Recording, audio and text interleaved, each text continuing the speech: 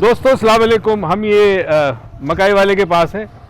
ये बड़ी मेहनत से ईमानदारी से काम करता है और इतना कमा लेता है कि बस गुजर बसर हो जाए, 2 वक्त की रोटियां मिल जाए।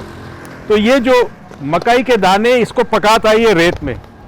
अगर मकाई के दाने ना पकाए और इसको शायद आप ज़मीन में डालो तो शायद, मुझे पता नहीं, मगर हो सकता है पौधा निकल आए। इससे नहीं आया तो कम से कम ये पका हुआ नहीं। उस पर मुझे कहानी याद आई। एक बादशाह था, उसकी औलाद नहीं थी। जब बहुत बूढ़ा हो गया तो उसको फिक्र इस बात की थी कि सल्तनत कौन संभालेगा, मेरी तो औलाद नहीं है। तो बादशाह ने एक अजीब व गरीब काम किया। उसने ऐलान करा दिया, मेरे मुल्क के तमाम नौजवान जो ख्वाहिशमंद है इस बात के कि वो बादशाह बने, वो कल सुबह सारे के सारे आ जाए। बहुत सारे नौजवान आ गए। बादशाह ने उन सबको एक एक थैली दी, ये बीज की दाने थे, बीज के किसी पौधे के, और कहा कि ये तुम लेके जाओ सब के सब, इसको गमले में डालना और 1 साल बाद मेरे पास आना। जिसका पौधा सबसे बड़ा होगा, खूबसूरत होगा, मैं उसको बादशाह बना दूंगा। सब लेके चले गए। एक नौजवान था, वो नौजवान जो था वो बहुत ईमानदार और दयानतदार था।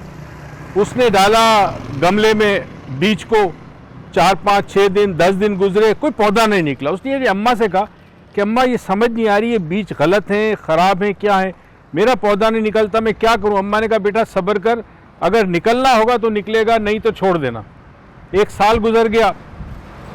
अब वो दिन जिस दिन बादशाह सलामत ने सबको बुलाया था, उस दिन सारे नौजवान गए। तो वो नौजवान जिसका कोई पौधा नहीं निकला गमले में से, उसने अपनी अम्मा से कहा अम्मा मैं नहीं जाता, शर्मिंदा हूँगा, मेरा तो पौधा ही नहीं निकला, खाली गमला है मेरे पास, मैं बादशाह सलामत को क्या मुंह दिखाऊंगा।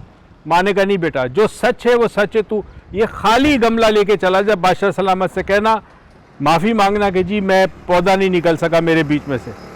खैर वो चला गया। बादशाह सलामत तशरीफ़ लाए, सबके गमले देखे, सब नौजवानों के गमले देखे, और आखिर में इस नौजवान के पास आया जो खाली गमला था।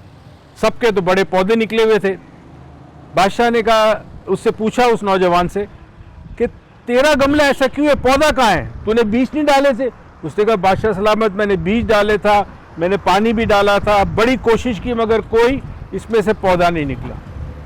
अब बादशाह सलामत ने सबको मुखातिब होकर कहा, देखो मैंने जो बीज तुम सबको दिए थे वो जले हुए भुने हुए थे, पके हुए बीज थे, उसमें से तो पौधा निकल ही नहीं सकता, उग ही नहीं सकता।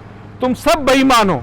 एक ये लड़का है जो दयानतदार और ईमानदार है, उसने वही गमला वापस ला के दिया। तुम दूसरों ने नकली फूल निकाले, दूसरे गमले के अंदर और मजीद बीज डाले, यानी किसी तरह ड्रामा करके, फ्रॉड करके, बेईमानी करके उन्होंने वो पौधे उगा लिए और बादशाह सलामत के पास इस उम्मीद से आए कि हम बादशाह बन जाएंगे। बादशाह को अपनी मुमलिकत के लिए ऐसा ही दयानतदार और ईमानदार चाहिए, और उस बच्चे को बादशाह सलामत ने तख्त पे बिठाया, उसके सर पे ताज रख दिया। दोस्तों ये शख्स जो यहाँ काम कर रहा है इस गर्मी में, अभी गर्मी तो खैर इतनी ज़्यादा नहीं है, मगर चंद दिनों के बाद जब गर्मी होगी, इस गर्मी में ये काम करता है और गर्म का यानी ये आ गया, इसके ऊपर भूनता है ये दानों को, मगर देखिए कितना खुश है, दयानतदार है, ईमानदार है। मेरे ख्याल में आज का सबक ये काफ़ी है कि इवेंचुअली ईमानदारी और दयानतदारी पेज, आखिर इसका आपको अजर ज़रूर मिलता है। शुक्रिया।